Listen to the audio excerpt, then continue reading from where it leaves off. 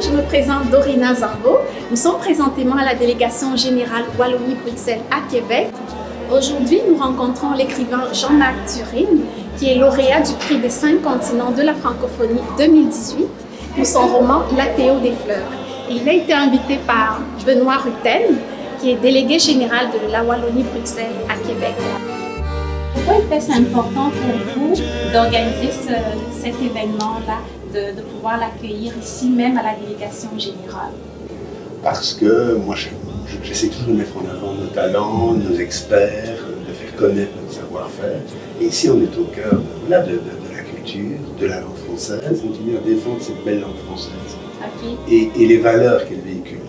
Et dans ce livre et dans le personnage de Jean-Marc Turenne, j'ai retrouvé ces valeurs d'écoute de l'autre, de respect, de solidarité, de tolérance. Et je crois que ça, c'est le message que je veux faire passer à travers ce livre et à travers l'auteur, que le Québec, et c'est un de ses vieux combats, doit vraiment continuer à défendre cette belle langue qu'est la langue française.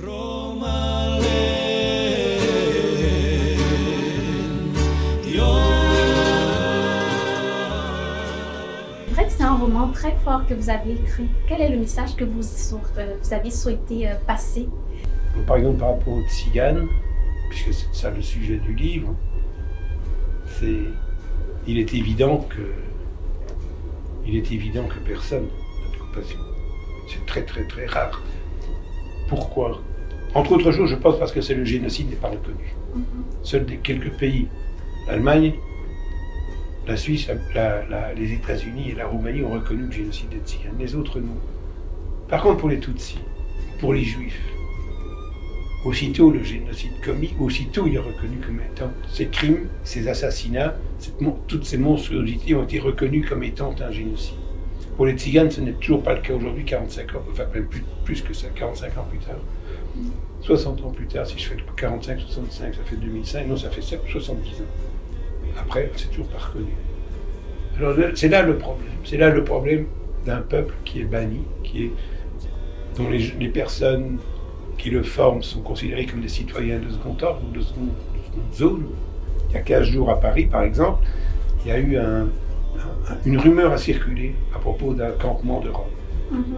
Et la rumeur, c'était quoi? Les Roms enlèvent les enfants des non-Roms. Donc, il y a eu une ratonnade. C'est-à-dire que des gens du quartier se sont équipés comme une milice. Ils sont venus taper et démolir ce petit campement où il y avait des femmes, des enfants, etc. Incompréhensible chose.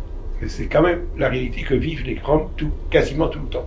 C'est un message, mais c'est le refus total du racisme. C'est la révolte, c'est l'indignation absolue par rapport à la manière dont tout le monde traite ce peuple en Europe. Mais maintenant, là, parlant de la jeunesse, on sait que la jeunesse, normalement, elle devrait tirer des leçons pour que, justement, de tels actes inhumains ne se reproduisent plus, ne soient plus posés. Mais selon vous, quel serait le meilleur conseil? S'il n'y a pas une éducation pour dire que les Roms doivent être totalement respectés, comme n'importe qui sur Terre, je ne vois pas très bien, je ne suis pas très optimiste sur la manière dont les jeunes Européens, qu'ils soient belges, français, suisses, allemands, je ne sais pas quoi, considèrent les Roms avec un peu plus d'humanité et de fraternité. Vous pouvez profiter de l'occasion aussi, si c'est possible, pour vous demander de faire une dédicace. Mais bien sûr, je fais une dédicace, mais ça va de soi.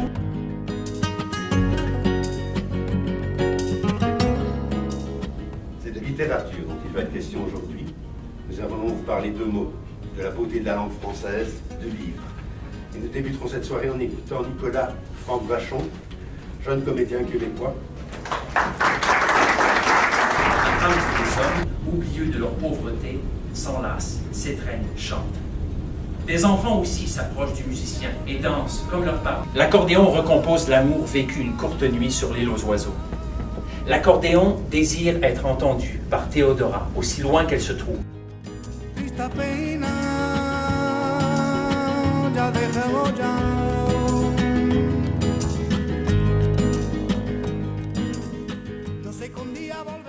Mais j'étais loin de m'imaginer cette horreur, j'étais loin de m'imaginer ce génocide, parce qu'il faut bien l'appeler comme ça. Tout à fait.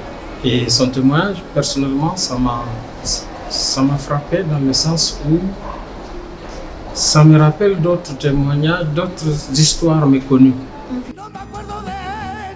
Tout son travail, son action sur Terre est porté par une soif de justice à travers donc cette indignation. Et je pense que c'est peut-être ça dont on a le plus besoin. De cette conscience de la justice, ce souci pour une véritable collectivité de ne laisser personne derrière. Sitôt qu'une société abandonne les plus faibles, c'est une société qui meurt. Ce que je veux dire quand même, c'est que mes étudiants, c'est des cégepiens. Ils n'étaient pas obligés de venir. Et puis, je leur avais simplement donné une quinzaine de pages du roman à lire. Ils ont été emballés. J'ai rencontré une étudiante dans un des corridors de cégep aujourd'hui, et puis elle m'a dit merci Pascal de nous avoir fait connaître M. Turing. Mais ce que M. Turing n'a pas dit tout à l'heure, et ça c'est un peu dommage, mais je pense qu'on le perçoit quand même dans son personnage, c'est que, ok, il parle de choses qui sont très violentes, terribles, horribles, mais il aime la vie.